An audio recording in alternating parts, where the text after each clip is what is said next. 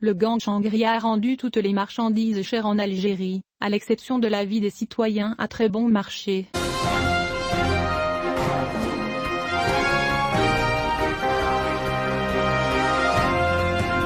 À cause des prix élevés et de la rareté des denrées alimentaires, toutes les denrées sont devenues chères en Algérie sauf la vie des citoyens.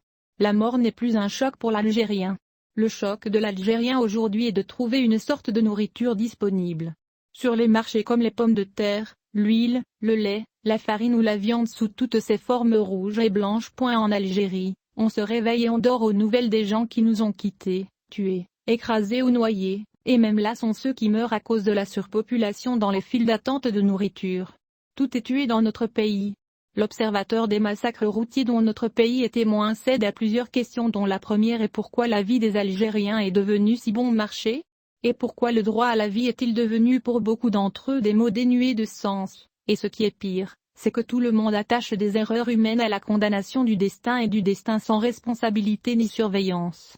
Une justification pour les personnes qui sont en prison, de ne pas rester libres et peut-être parmi les espaces et installations les plus importants dans lesquels meurent des Algériens, les routes qui ont transformé leurs agendas en véritables cauchemars, malgré les mesures dissuasives prises par les autorités compétentes. Seuls les rapports de sécurité, l'Algérie était moins de 100 accidents par jour, faisant en moyenne 20 morts et 223 blessés, dont la plupart sont des jeunes. Ceux qui sont motivés par l'amour de l'aventure à risquer leur vie, tout comme le crime fait aussi des centaines de morts au quotidien.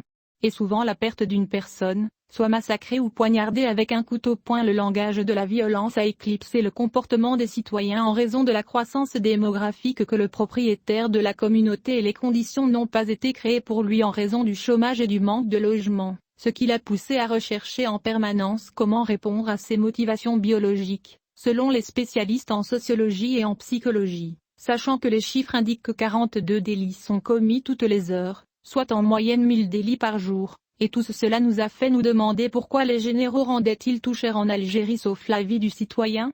S. Snini pour Alger Team.